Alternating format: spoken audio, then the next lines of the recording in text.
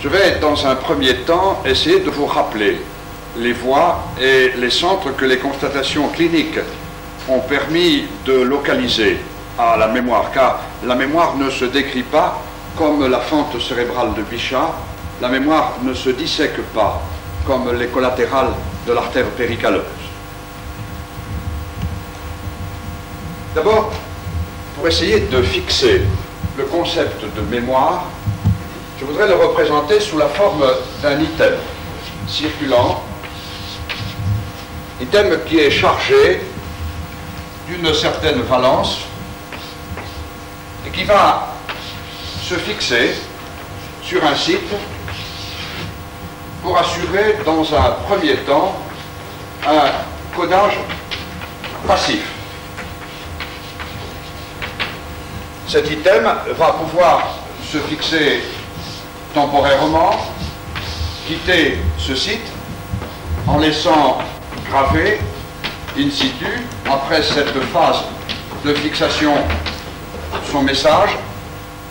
Cet item va pouvoir éventuellement se stocker, la porte étant ici fermée, prêt à la disposition, prête à partir quand on en aura besoin, phénomène de stockage. Cet item va enfin pouvoir s'effacer, ayant quitté son site, et ceci va constituer l'oubli physiologique qui caractérise 90% des impressions sensorielles qui frappent quotidiennement notre tissu nerveux sans y marquer la moindre impression. Ceci va également permettre de constituer des banques de données qui sont capables de reconnaître des items circulants, et ceci va bien sûr constituer ce que j'appellerais une mémoire passive. Une mémoire essentiellement cognitive qui va permettre d'engrammer dans ces banques de données des gnosies. Avec ça, je sais, et je sais ce que c'est. Mais la mémoire est maintenant un deuxième phénomène, qui est un phénomène actif, qui est un phénomène constructif. C'est-à-dire que, à partir de ces banques de données qui sont constituées, un item circulant va pouvoir être chargé au passage, va pouvoir ensuite être libéré, voire même un item qui appartient, comme ici, à un chaînon mnésique qui est tout à fait différent, et ceci va permettre alors de charger partiellement ce message mnésique différent, et va permettre d'abord la reconnaissance, bien sûr, mais ensuite l'évocation, va donner dans cette mémoire constructive le rêve, va donner l'aliénation, mais va donner également la métamémoire que l'on va trouver dans la fabulation à partir d'un morceau seulement de la mémoire, et puis surtout à partir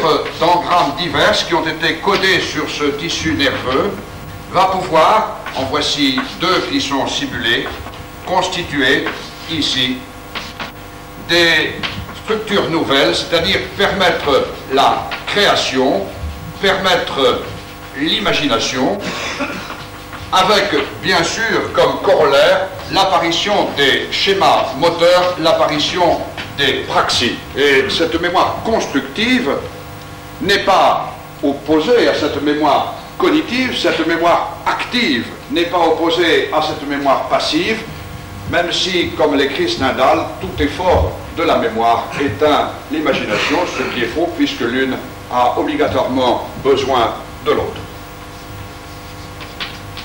S'agit-il, dans ces phénomènes, de passage transmembranaire, de modification de l'ARN messager, vraisemblablement? Y a-t-il libération de médiateurs, activateurs, facilitateurs? Certainement, mais cela n'est pas si simple car l'injection de ces drogues suffirait à soigner la maladie d'Alzheimer. Il s'agit là de la mémoire simple, de la mémoire primitive, de la mémoire cellulaire et des êtres unicellulaires. Les grains de pigments dans un mélanocyte vont se concentrer autour du noyau en présence des ultraviolets. Au contact de la substance urticariante du cnidocyle de l'actinie ou de l'ortie va apparaître une réaction bulleuse.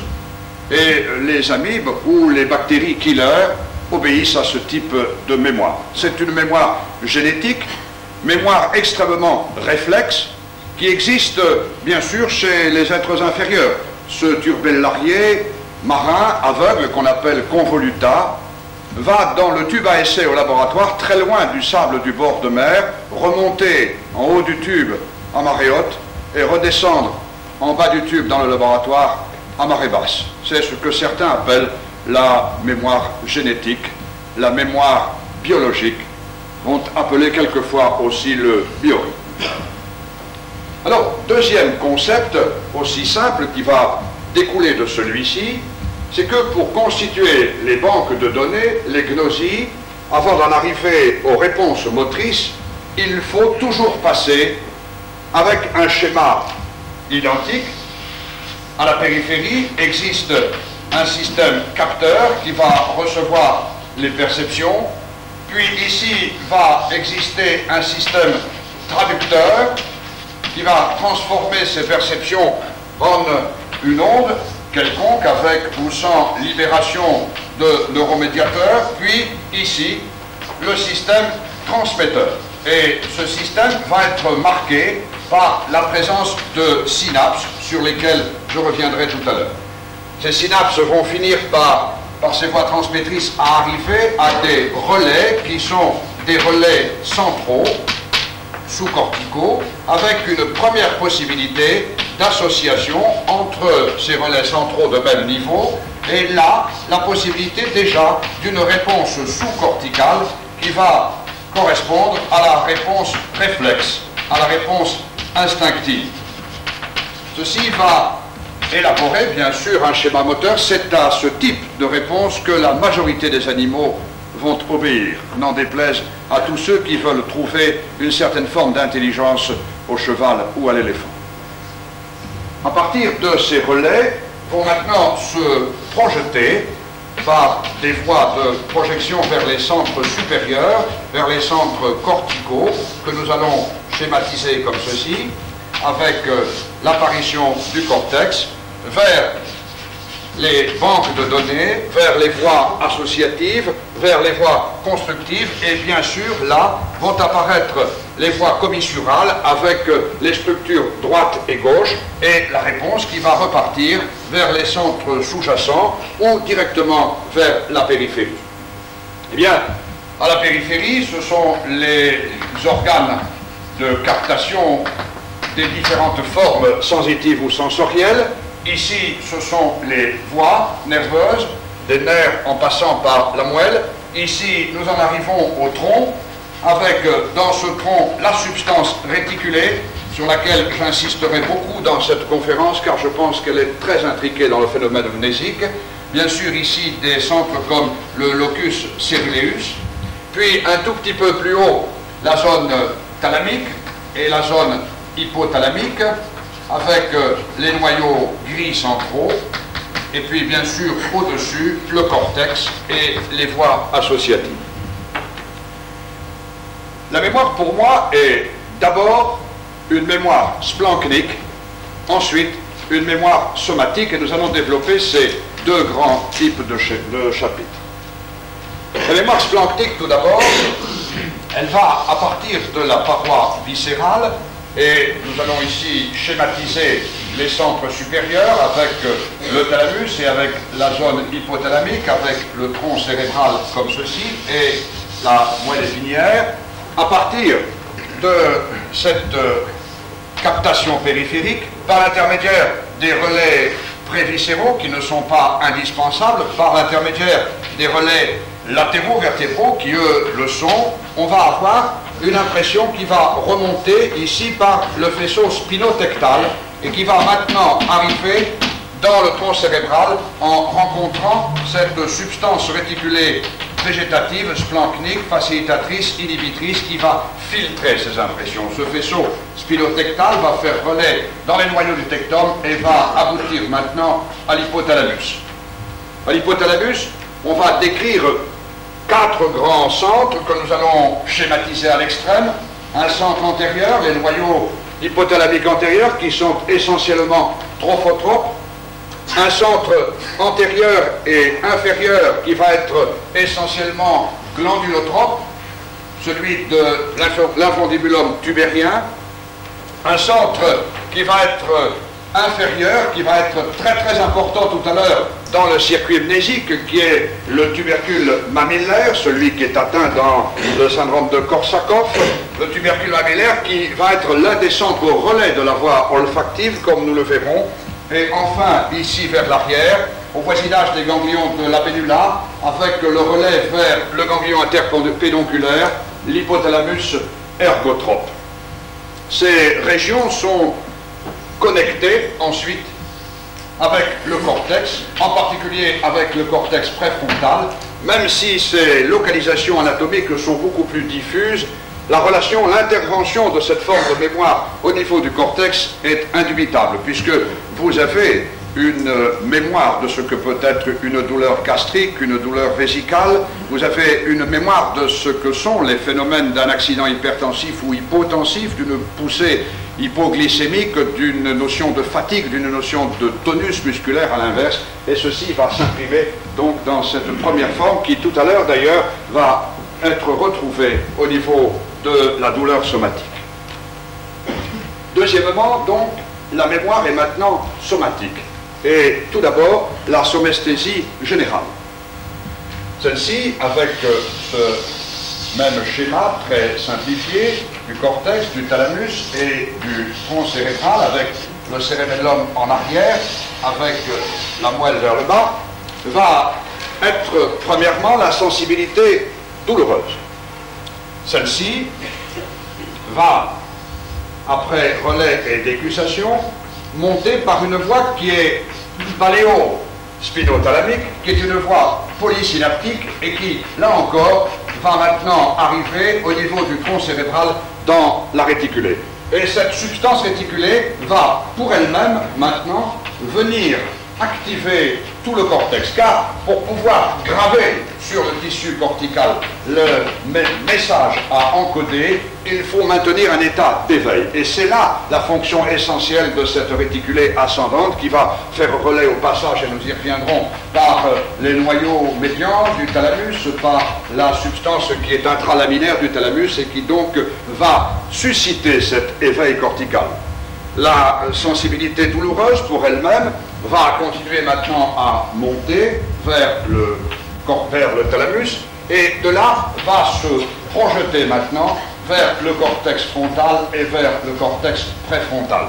Il s'agit ici de l'apparition de la notion d'algognosie et d'algorhythmie, c'est-à-dire la notion de souffrance qui est la forme corticalisée de la douleur et qui est très différente de la douleur.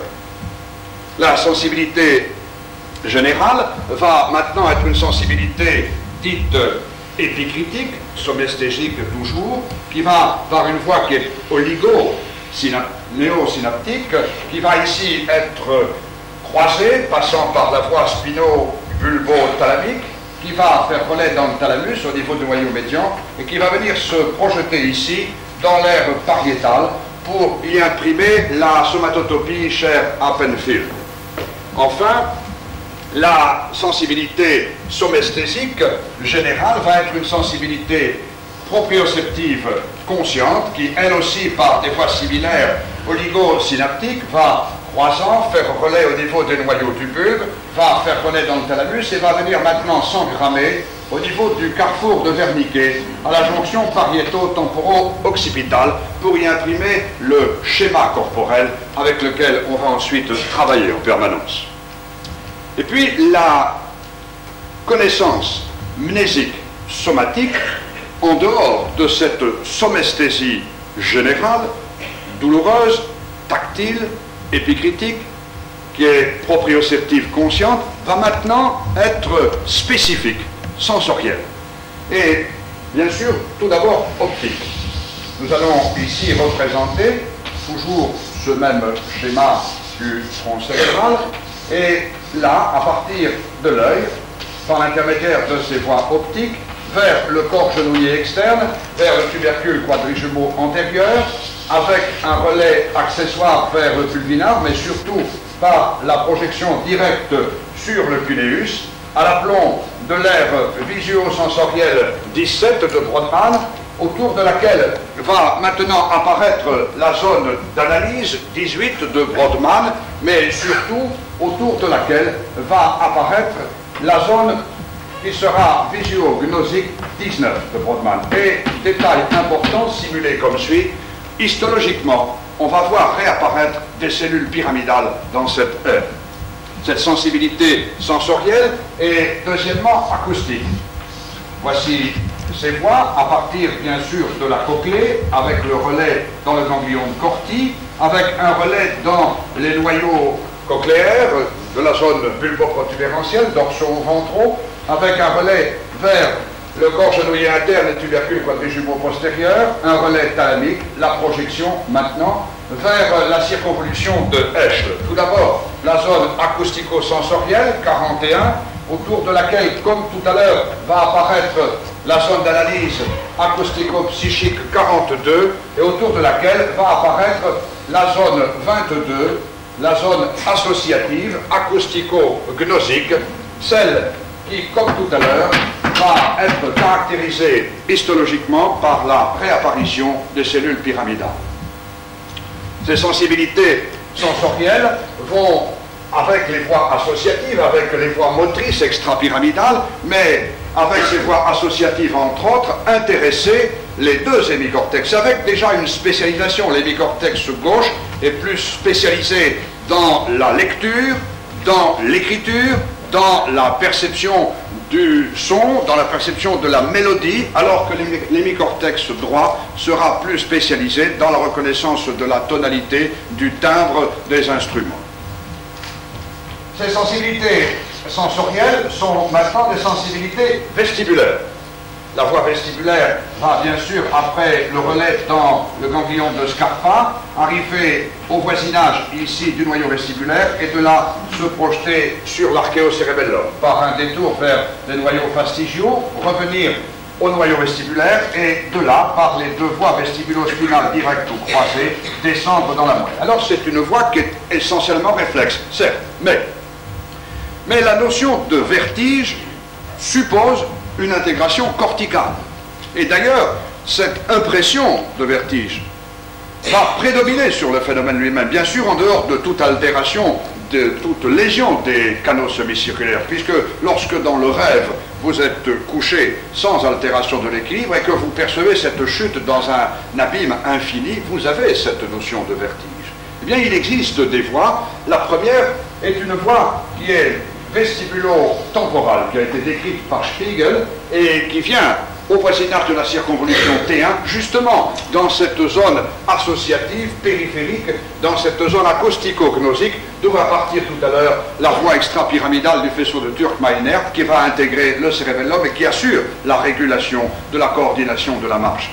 Mais dans l'autre sens également, à partir des circonvolutions frontales, des zones F1 et F2, des zones où tout à l'heure nous allons engrammer des schémas praxiques, le faisceau fronto-labyrinthique de Delmas-Marsalet va lui aussi assurer un certain contrôle et l'on sait que sa lésion va entraîner une perte de la notion d'équilibre et une véritable ataxie de la marche. La sensibilité sensorielle spécifique est maintenant une sensibilité gustative et celle-ci, n'en déplaise au taste de Wiener, est vraiment réduite à très peu de choses chez l'homme. Elle va en effet, à partir des relais ganglionnaires sur la voie de la 9e paire, sur la voie du 7 bis, sur la voie du 5, remonter vers le thalamus et de là se projeter dans une aire 43 qui a été décrite au voisinage du pied de l'opercule rolandique. Mais cette voie, comme la voie olfactive, mais celle-ci encore plus que la voie olfactive, est réduite à très peu de choses chez l'hominien. Et nous en arrivons, cinquièmement, à ce sens très important qu'est l'olfaction, très important tout au moins dans son schéma anatomique. L'olfaction va partir ici du bulbe olfactif, puis par le nerf olfactif, et les trois racines olfactives de Mutel faire relais dans les centres olfactifs primaires que sont les noyaux du septum, les noyaux de l'espace perforé antérieur et le noyau amygdalien qui va se projeter au voisinage de T5, au voisinage du cortex entorhinal primaire. À partir de là, par l'arc marginal externe de Zuckerkand, par l'indusium griseum, par le fasciola cinerea, le fasciola dentata, le corps cordonné de Huys, par la bandelette de Giacomini, la boucle va être à nouveau fermée par la bandelette diagonale de Broca, qui va venir diviser l'espace perforé antérieur en deux portions, une portion postérieure qui est pâle, mais une portion antérieure qui est grise, et dans laquelle, comme tout à l'heure, histologiquement, on voit réapparaître des cellules pyramidales. Ça, c'est le sens le plus primitif, qui est certainement l'un des plus involués chez l'homme, l'homme étant un animal microsmatique. Mais tout a commencé par être olfactif. Ne serait-ce que le comportement dans les fonctions génésiques, ne serait-ce que le comportement instinctif de l'animal qui reconnaît son petit à l'odeur. Et dans le comportement général de l'individu, la fonction olfactive est très importante. Lisez ce roman étonnant de Patrick Suskind qui s'appelle « Le parfum, histoire d'un meurtrier » et vous verrez l'importance du système d'urine-encéphale. Alors, qui dit, bien sûr, zone amygdalienne, qui dit zone T5, toute cette arc externe dit système limbique, dit hippocampe, et nous arrivons là à une structure qui est primordiale dans les fonctions mnésiques.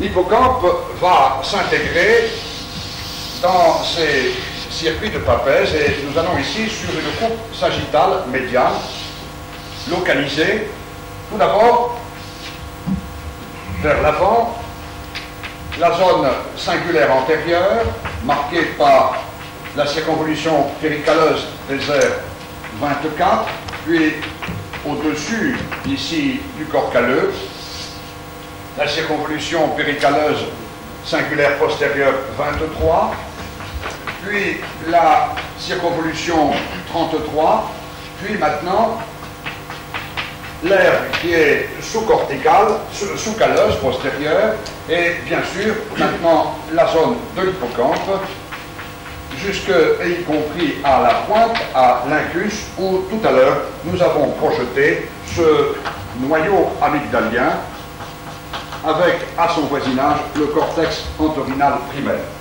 C'est là, dans ce système limbique, la circonvolution qui va servir de relais tout à l'heure, qui va être l'un des points importants de programmation pour le codage du message amnésique évoqué tout à l'heure, avec des noyaux, en particulier les noyaux septaux de la circonvolution ici, sous-singulaire antérieure. À partir de là, bien sûr, nous allons décrire maintenant les arcs marginaux, l'arc marginal externe de Zuckerkand, l'arc marginal interne de Zuckerkand. L'arc marginal externe, c'est celui qui était montré par la voie olfactive, qui va caractériser la racine olfactive interne et qui vient, en faisant le tour, imprimer son message au niveau du noyau amygdalien, au niveau du cortex piriforme. L'arc marginal interne va être marqué maintenant par des voies réflexes qui marchent dans l'autre sens. La première de ces voies va caractériser la bandelette semi-circulaire, le ténia semi-circularis, la formation de la strie terminale qui va revenir en se projetant d'une part pour moitié en passant en avant de la commissure blanche antérieure dans les noyaux du septum et d'autre part pour autre moitié dans les noyaux antérieurs de l'hypothalamus que nous allons pouvoir rappeler comme ceci. Au passage, ces formations vont impressionner le noyau dorsal du thalamus et l'amygdale va, par une voie directe, venir faire relais dans le noyau antérieur du thalamus. Le deuxième circuit de Papez va partir d'une zone hippocampique qui est le subiculum, qui apparaît comme le point de départ de ce deuxième arc réflexe interne qui va emprunter le fornix le pilier postérieur du trigone, avec là, nous le reverrons, un relais au niveau du noyau de la vellula et le départ vers le bas de ces voies réflexes qui vont intégrer la zone du pédoncule cérébral et qui vont ensuite, par le faisceau central de la calotte, intégrer toute la réponse au niveau des noyaux des nerfs crâniens, entre autres. Reprenons ce trigone dont le pilier antérieur va faire relais dans les noyaux de l'hypothalamus antérieur, mais surtout maintenant va faire relais dans ce tubercule mamillaire évoqué tout à l'heure au niveau de l'hypothalamus. Du tubercule mamillaire, rappelons le faisceau mamillo-tegmental de Guden, qui lui aussi va venir au niveau des noyaux du mésencéphale et en particulier au niveau des noyaux du 12, associer la réponse motrice. Lorsque vous percevez une impression olfactive agréable, vous avez ce réflexe moteur qui va consister à avoir des mouvements de déglutition avec la langue. Mais ce circuit de Papez va maintenant, à partir de ce relais essentiel qu'est le tubercule mamillaire, se projeter sur le thalamus par le faisceau basal de Witt-Dazir et de là va venir impressionner dans un premier temps les circonvolutions péricalleuses, l'heure du système limbique. Et de là, maintenant, on va avoir une irradiation diffuse vers tout le cortex préfrontal, mais aussi vers le cortex pariétal, mais surtout vers le cortex temporal, sans oublier le cortex occipital. Ces deux niveaux, ces deux types de circuits de Papez sont pour certains la base des deux types de mémoire.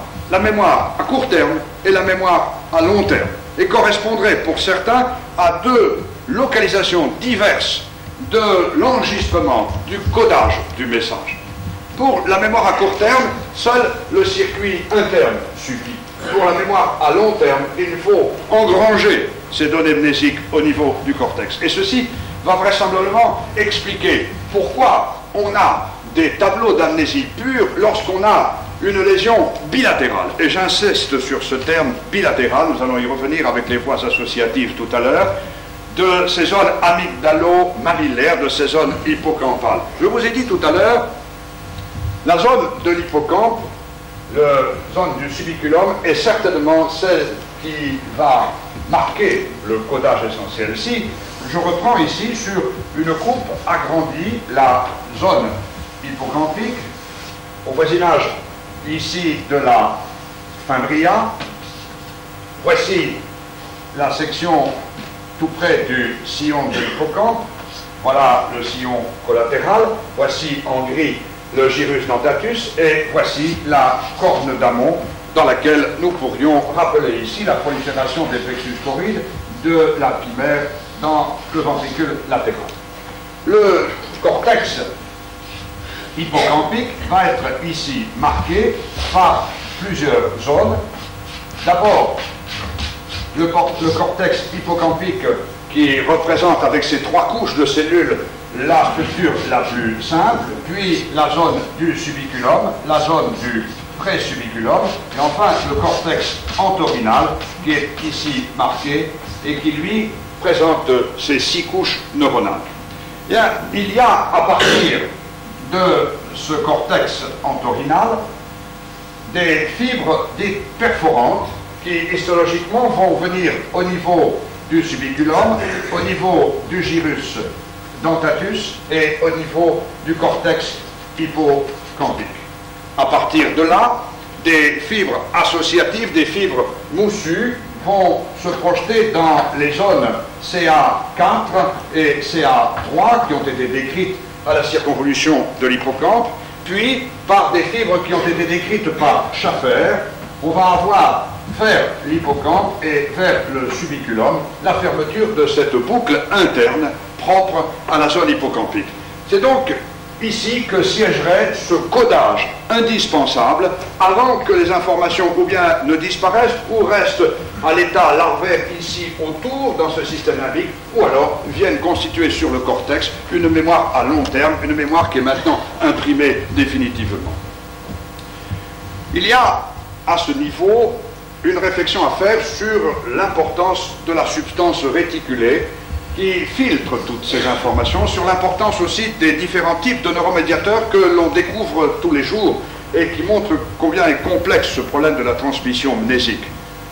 Cette zone hippocampique va recevoir des impressions qui sont, par exemple, des impressions sérotoninergiques, celles qui lui viennent ici de la réticulée du tronc, de la réticulée des noyaux du raphe médian, sérotoninergique également dans les relations entre l'amygdale, le noyau amygdalien, le cortex piriforme et la zone du sibiculum.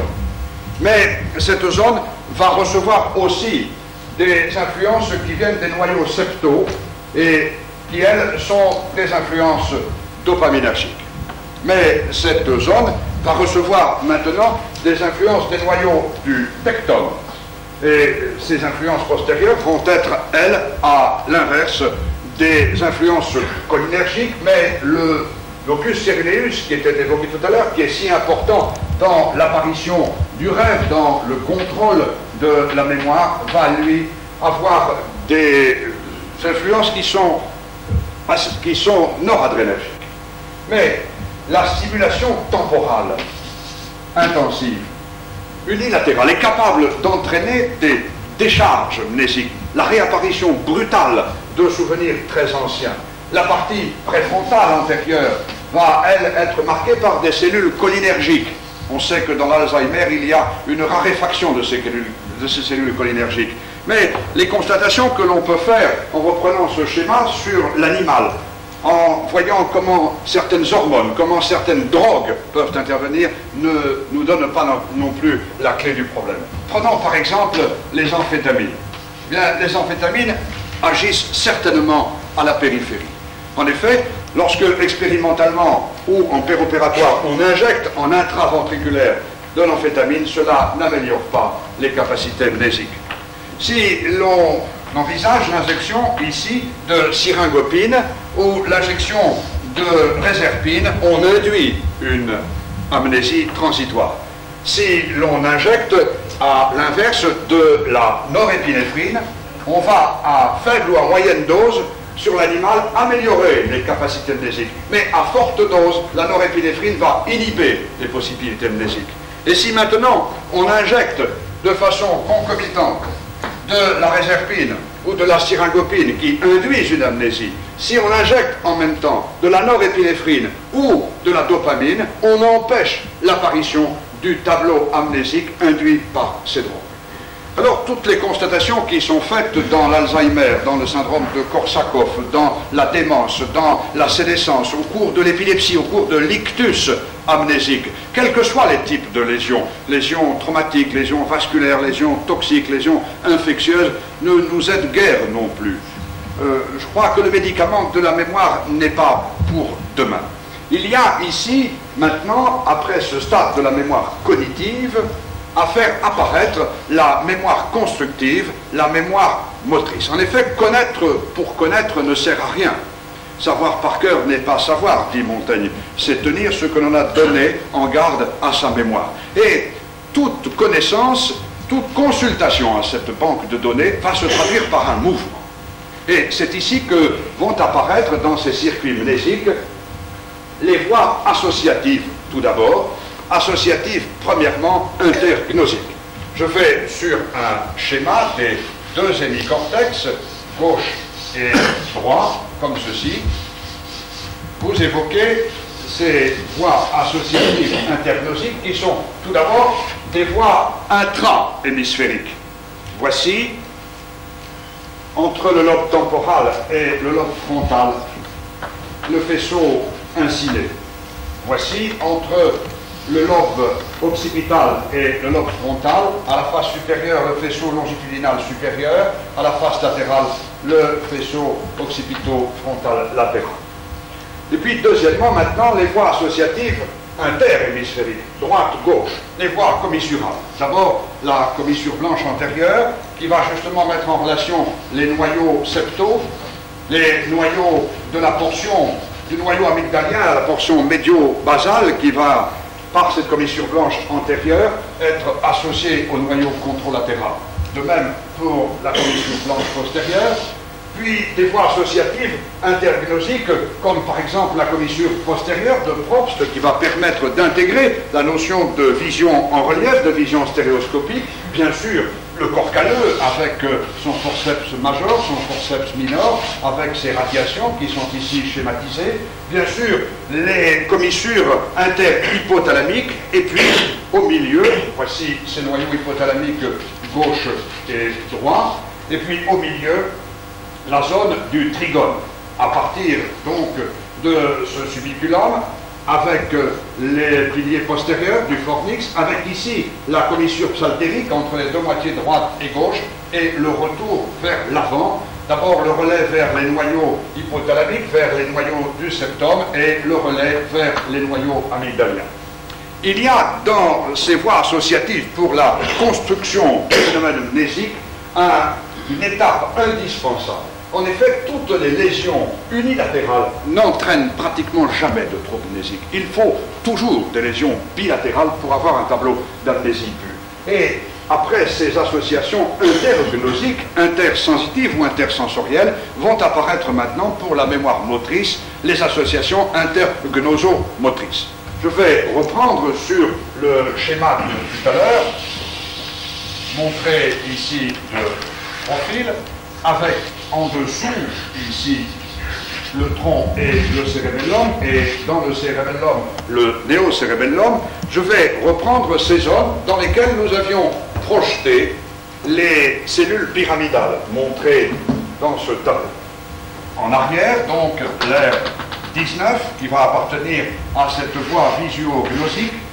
Sur le lobe temporal, l'aire 22, qui va appartenir à l'aire acoustico-gnosique.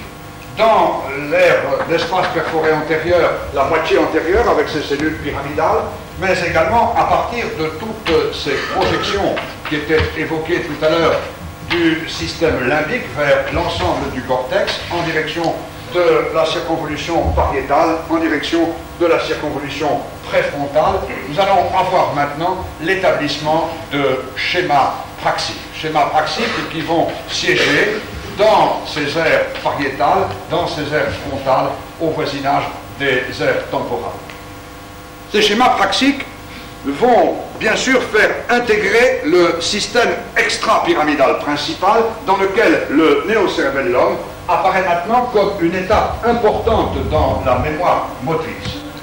D'abord, à partir du faisceau ponto-néocérébelleux, décrit par Arnold, à partir du faisceau qui est temporo-occipito-pontin et ponto-cérébelleux, décrit par Türkmeiner, nous avons ici l'intégration de ce cortex néocérébelleux, d'où une première voie qui va remonter par la voie qui déguste dans la commissure de Wernicke, va revenir renseigner le cortex. C'est là la première boucle fermée chère à la joanine.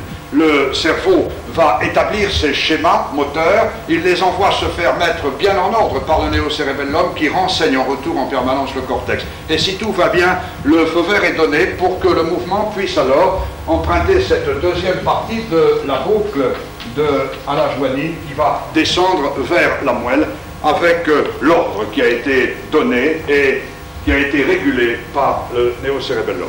Milner, en 1970, a bien montré que lorsque les possibilités de la disparition de mémoire cognitive sont en place chez certains malades, sur l'animal, cela n'empêche pas la possibilité de continuer à acquérir une mémoire motrice et qui donc alors est essentiellement néocérébelleuse. Le néocérébellum est certainement dans la mémoire, dans la forme motrice de la mémoire, une étape indispensable.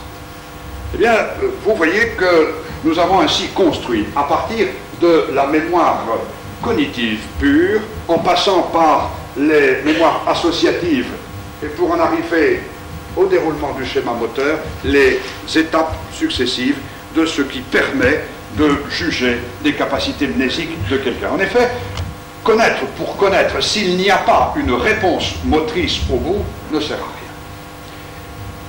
je ne vous ai certainement pas appris grand-chose ce matin. Beaucoup d'inconnus demeurent à la fin de cet exposé, et je le souhaite pour l'esprit humain, demeureront longtemps.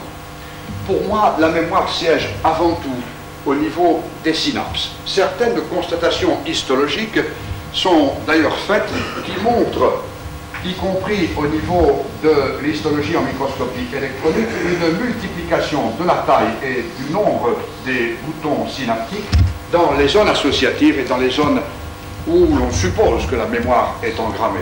Et l'on sait que dans la maladie d'Alzheimer, il y a justement une raréfaction de ces boutons synaptiques. Et c'est la raison pour laquelle, personnellement aussi, j'insiste beaucoup sur le contrôle de la réticulée, cette substance qui est diffuse, qui intéresse tout le tronc cérébral, qui intéresse le diencéphale et qui va être en permanence activatrice du cortex.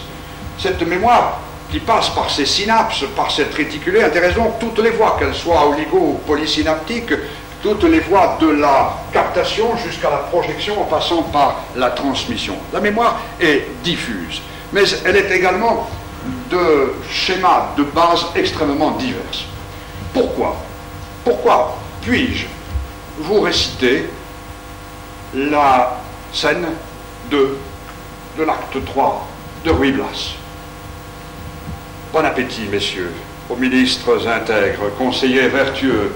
Voilà votre façon de servir, serviteurs qui pillez la maison. Donc vous n'avez pas honte, et vous choisissez l'heure sombre où l'Espagne agonisante pleure. Donc vous n'avez ici pas d'autre souci que remplir votre poche et vous enfuir après. Soyez flétris, serviteurs, qui venez dans la tombe jusqu'à voler votre pays qui tombe.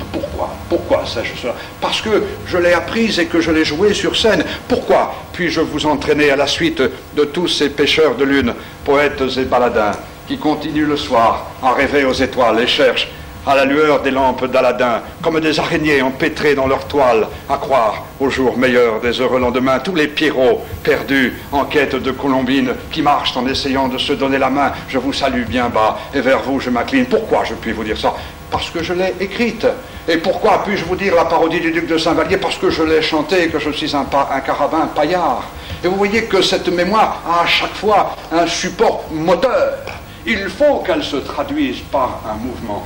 Bergson, que je dois à votre invitation de ce matin d'avoir eu la joie de lire et de relire, Bergson écrit « L'esprit emprunte à la matière sa nourriture, ses perceptions, et il les lui rend sous la forme de mouvements où il a imprimé sa liberté. » Pourquoi, à partir du même texte, deux acteurs, interprètes, vont rendre du personnage composé par l'écrivain deux aspects complètement différents, comme, avec leur seule mémoire, Valère Novarina l'a si bien décrit dans sa lettre aux acteurs. C'est parce que cela se joue avec ses tripes. C'est la parle, est parle, c'est la matière de la matière, c'est celle qui sort du dedans, qui sort par le trou de la tête, comme il le dit. Pourquoi? À partir de la même composition musicale, deux interprètes virtuoses du même instrument vont donner de la mélodie deux interprétations complètement différentes. Et c'est, Dieu merci, ce qui fera toujours la différence entre un ordinateur et Glenn Gould interprétant Bach. L'ordinateur n'a pour sa mémorisation que la possibilité de 0 ou 1. Nous, au contraire, nous sommes capables d'apprécier la qualité, d'apprécier le contexte, d'apprécier la situation temporo-spatiale, ce que jamais ne pourra faire la mémoire électronique. Eh bien, j'aurais voulu vous montrer aussi comment la mémoire va être à partir de ces connaissances diverses, sensorielles, ces connaissances qui sont musicales, qui sont picturales, une mémoire constructive, celle qui va tout compte fait laisser la trace d'une civilisation par sa créativité, celle de l'art. J'aurais voulu vous montrer la mémoire du feu de Lascaux à Picasso, mais ce sera pour une autre matinée où vous me ferez encore l'amitié de m'écouter. Merci.